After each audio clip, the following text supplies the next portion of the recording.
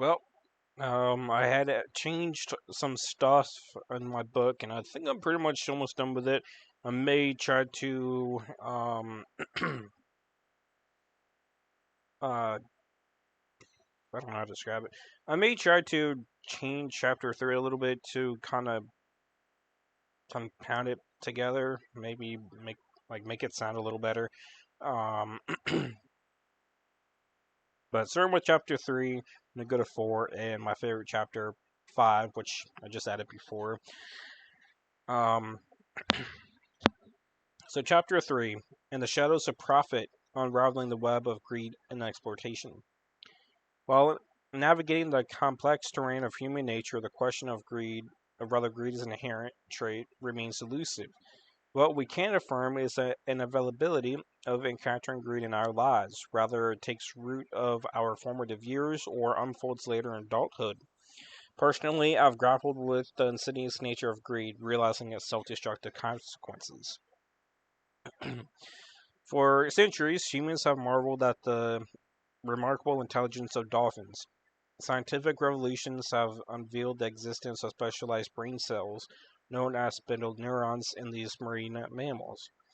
These neurons are integral to a range of abilities, including problem solving, communication, and recognition. It is this extraordinary cognitive prowess that makes dolphins captivating stars in performance and shows and tricks.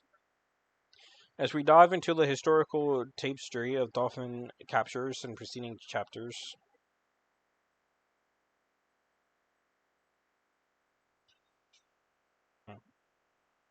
um,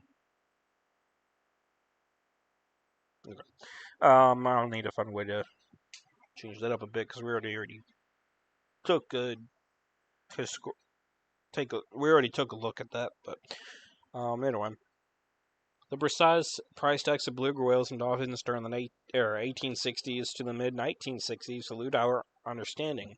However, one pivotal moment in this narrative was Namu's acquisition by Ted Griffin for $8,000, equivalent to just over 76,000 in 2023. Griffin's initial motivations, driven by a genuine curiosity and careful work, has unwittingly laid the foundation for the burgeoning captive orca industry. According to the whale sanctuary, Don Goldsberry and Ted Griffin received 70,000, equivalent to approximately 665,890 and 70 cents in 2023, for capturing Shamu. Within just 2 months of the capture, she was transferred to SeaWorld San Diego. While it's challenging to precisely determine the revenue generated since Shamu's arrival, as of September 30th, 2023, SeaWorld reported a staggering $1.75 in revenue. As the third quarter of 2023 drew to a close, a staggering 7 million visitors graced the gates of SeaWorld Orlando. To put this incredible attendance into perspective, it is noteworthy that the football for this park alone nearly equals to an entire population of Virginia. The scale of engagement underscores the profound influence on marine mammal attractions wield over public interest and prompts reflection on the intricate dynamics between entertainment, curiosity, and the captive marine world. Scroll down. In the previous chapter, we explored SeaWorld's response to the public outcry. It is crucial to emphasize that these changes were not altruistic, but were in fact a reaction to the potential loss of attendance and revenue. While acknowledging SeaWorld's positive efforts, such as rehabilitating and releasing over 40,000 animals, it raises the question about whether financial considerations sometimes take precedence over the genuine well-being of these creatures and their care. This nuanced perspective suggests that, despite positive strides, the balances between profit and animal welfare remains a complex and evolving challenge for institutions like SeaWorld. Venturing back into the heart of TG, uh, globally recognized hub for dolphin drive hunts, unravels a narrative steeped in centuries-old traditions, yet shrouded in ambiguity. In our exploration, the credibility of the long-standing drive hunts uh, interpreted to span centuries, comes under scrutiny. Insights of the International Marine Mammal Project and the Environmental Investigation Agency shed light on a historical timeline, revealing that that the dolph- revealing that the first drive dolphin hunt unfolded in 1933, getting momentum with the initiation of large-scale hunts in 1969.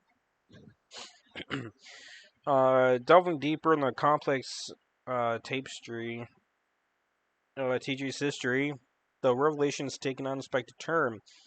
Sake Hemi, affiliated with the Elsa Nature Conservancy of Japan, challenges conventional wisdom, suggesting that the primary motive behind the drive hunts was to guide pilot whales to the TG Whale Museum. This perspective intriguingly finds information in the town's own historical accounts, adding layers of nuance to the narrative and inviting uh, contemplation on the evolving dynamics of this controversial practice. The intricate web of TG's dolphin trade, the commodification of these marine beings, takes center stage, revealing the stark juxtaposition of values. In 2019, the market assigned a value of $500 to $600 to a deceased dolphin destined for meat markets. In stark contrast, the living counterpart, a trained dolphin, commanded a staggering price of $150,000 or more. This economic divergence prompts the contemplation on the disparities in our valuation of life, where financial worth becomes entangled with the fate of these intelligent creatures. Drawing parallels to human behavior, a compelling study by the for Personality and Social Psychology adds a thought provoking layer to the narrative. Participants casted in the role of sellers negotiating the price of a computer exhibited a propensity to embellish the truth, all in pursuit of securing a more favorable deal. Unbeknownst to the participants, the computer harbored defects. This intriguing study raises the questions about the dynamics of negotiation and ethical consideration entwined with the financial transactions and the TG's Dolphins trade. If a person is successful in a practice which can guarantee money, they are more likely to continue within the practice despite the consequences of suffering. Chapter 4: Captivity's Toll, unveiling mental and physical strains on dolphins and orcas induced by human greed. Exploring the narrative of captivity, we looked into the historical context of how dolphins and orcas were brought into confinement. These highly intelligent beings share a complex emotions akin to humans, forming intricate social bonds and tight-knit groups in the wild. To truly grasp the toll captivity takes on them, it becomes crucial to examine the physical and mental challenges that arise in the captive environment, shedding light on their emotional well-being and profound impact on such confinement and their intricate lives. Get a sip of soda.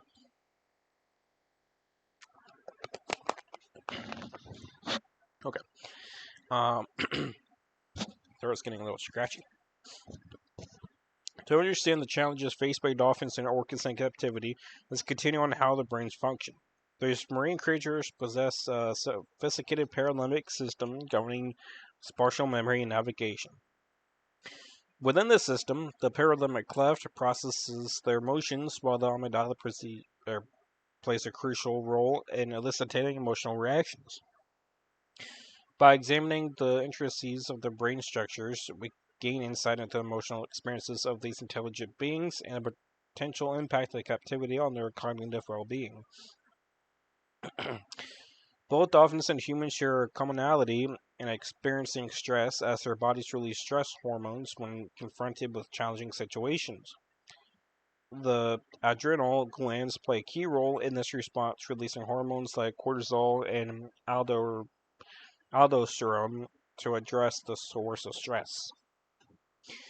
The iconic TV show Flipper, which aired from 1964 to 1967, showcased the talents of five female dolphins: Susie, Patty, Squirt, Scotty, and Kathy, along with a male named Clown. who performed impressive tail walks. Rickleberry served as trainer for Kathy when the Dolphins after retiring from the show.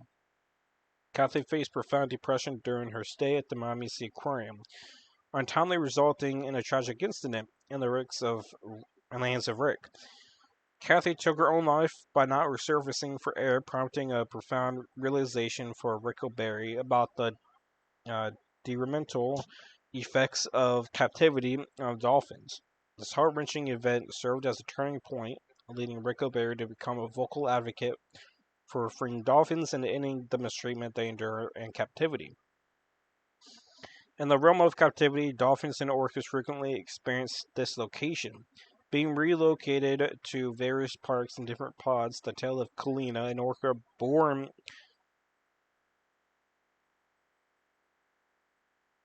in September 1985, unfolds a significant milestone. Born to parents Katina and Winston, she achieved the notable distinction of being the first successfully born and raised orca in captivity. Her story, as highlighted in Blackfist, cast her as the inaugural baby Shamu. At the tender age of 4, Kalina underwent a significant move to SeaWorld, Ohio. During that faithful night of relocation, an emotional upheaval unfolded as Kalina's mother displayed distressing behavior. In an unusual, pointed manner, Katina positioned herself in the corner, emitting long-range vocal calls to reach Kalina. This, despite from her usual behavior, signified her deep emotional turmoil, manifesting as apparent depression over the separation from her offspring. Witnessing this heart-wrenching scenario, Kalina's tankmates, too, supposed to be Katina's, but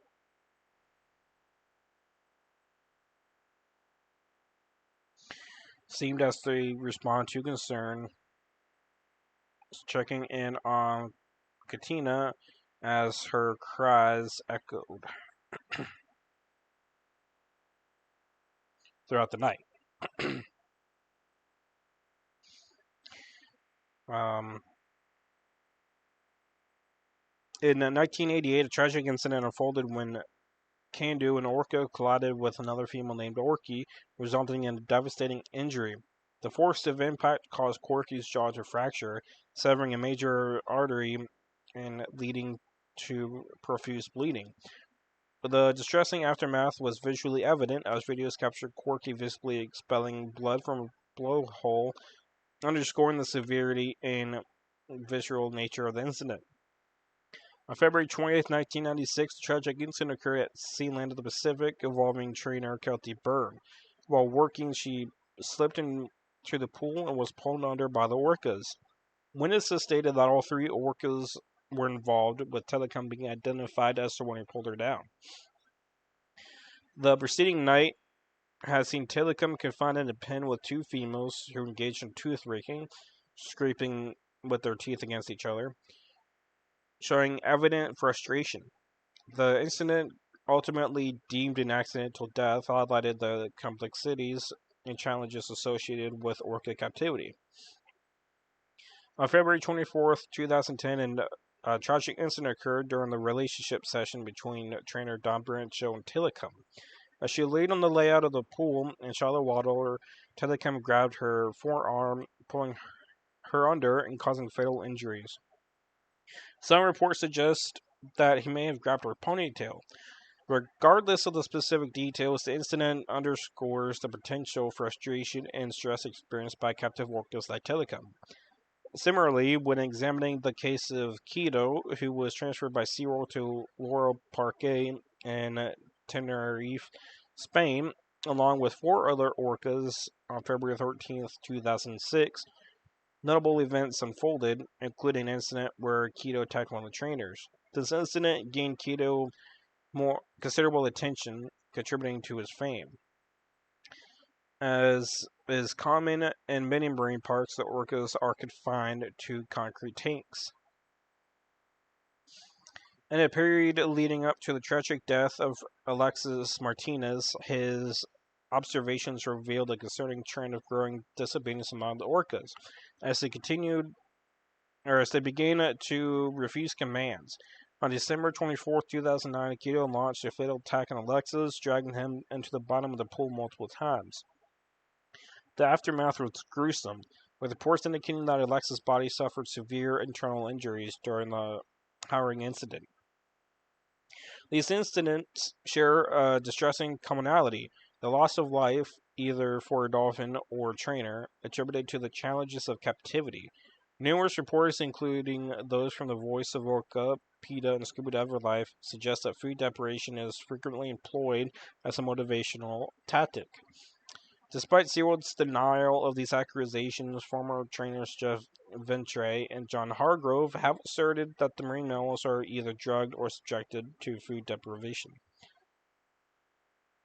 I'm going to take out that quote and leave it at the bottom. As per American Veterinary Medical Association, between 2017 and 2018, 38.4 Americans had at least one dog.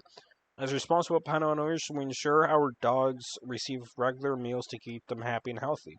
We provide treats for learning tricks, utilizing positive reinforcement, and other training. Now, consider the scenario of offering our canine companions only minimal to no sustenance exclusively during training sessions throughout the day. Such a situation would likely lead to legal consequences for animal endangerment, and public perception would cast negative light on such actions. At Petco, I have the pleasure of interacting with various animals, including a charming sun conure named Sunny D. Despite his initial aversion to being picked up, Sunny D displayed a genuine affection for people. Recognizing his love for seeds, a staple in his usual diet, my coworkers and I began offering them to him by hand, making their experience of being picked up a positive one. Remarkably, this simple gesture led a swift transformation, and soon Sunny D not only became comfortable stepping on to fingers or hands, but also took the initiative to perch on my shoulder independently. Just as we consistently provide dogs with regular meals, offer treats for positive reinforcement, and employ gradual methods to build trust with birds like Sunny D, the concept of depriving an orca of food for the sake of training and performance appears unnecessary and counterproductive. Well, can work, but it's unethical. And by drawing parallels with our humane positive approaches to training and caring for other animals, it becomes evident that there are alternative and more compassionate methods that can be employed in the context of marine mammal welfare. As Rusty Eric said, as long as greed is stronger than compassion, there will always be suffering.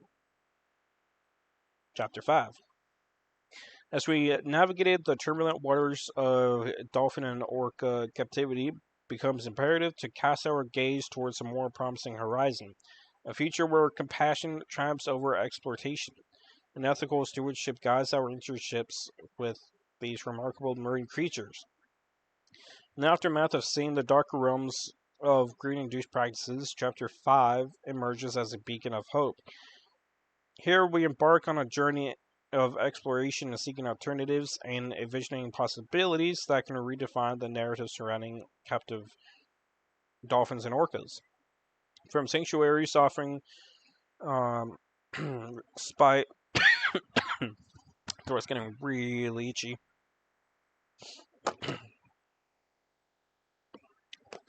Excuse me. From sanctuaries offering respite to progress alternatives to educate the public, the chapter eliminates a path towards a brighter and more enlightened future, where humanity's relationship with these intelligent beings is characterized by empathy and understanding, and a commitment to the well-being. In the pursuit of educational experiences involving marine life, a revolutionary alternative has emerged to challenge the traditional practices of keeping dolphins in captivity. Enter Edge Innovation Creation, a lifelike robotic dolphin designed to faithfully stimulate the behaviors and patterns of these magnificent creatures. Unlike living counterparts, the robotic dolphin assures the safety of both humans and animals, eliminating the need for costly in-park veterinary care, feeding and maintaining complex aquatic environments. While the initial investment may be higher, the long-term benefits of reduced upkeep costs make this innovation an ethical and sustainable solution. Educators now have a safe opportunity to provide engaging and informative experiences to the public. Despite the challenges faced by orcas and dolphins that have spent a considerable time away from the ocean, there is hope for a more compassionate and sustainable approach to well-being. Seaside sanctuaries offer a promising solution by providing expansive open spaces that emulate their natural habitat, allowing these majestic creatures the freedom to swim and thrive. The sanctuary model also emphasizes the importance of veterinary care, ensuring the overall health of welfare of these animals. Not only does this approach prioritize the ethical treatment of marine life, but also generates employment opportunities and careers dedicated to the welfare and conservation of these incredible beings. Give me a second.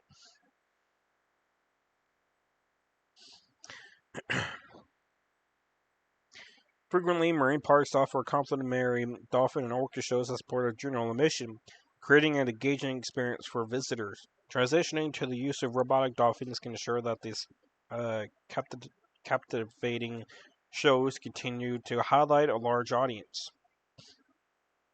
Uh, while recognizing that it may not replicate the potential bond with live animals, the adoption of robotic dolphins emerges as a safer alternative.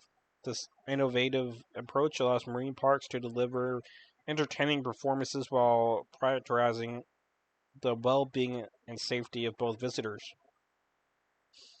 The marine and actually, let's do trainers.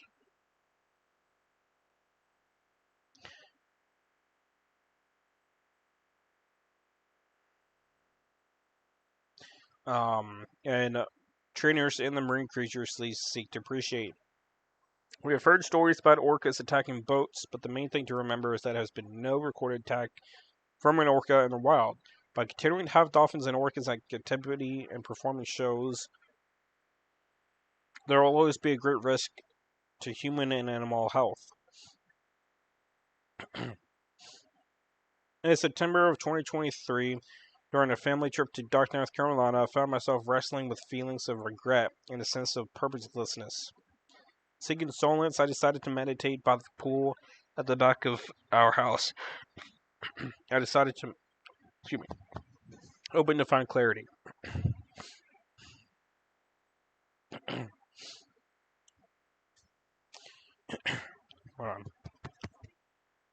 As the night turned into the next day, the heaviness persisted, recalling the capitating sight of wild dolphins gracefully leaping from the waves just days earlier.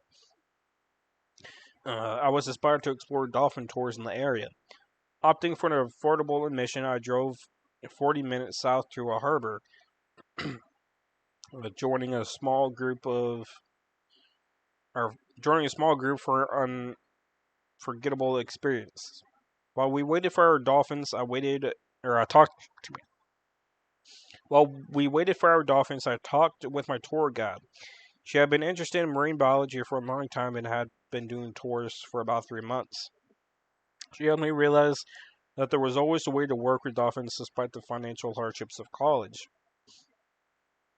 Shortly after the waters below, we encountered 7 to 10 bottlenose dolphins swimming peacefully. swimming peacefully.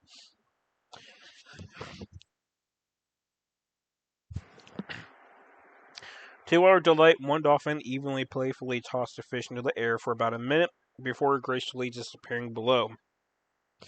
After a quick tour of the harbor and returning to the house, I felt a newfound sense of joy and excitement. Witnessing wild dolphins for the first time brought a profound feeling of freedom and lifted the weight of regret from my shoulders. Over time, as I encountered my work with animals, the significance of that day in North Carolina lingered in my thoughts, rekindled my motivation to advocate for the understanding that humans are not a superior species, but instead as equals. We need to reflect on the dangers of succumbing to greed, recognizing that it erodes a part of our moral compass.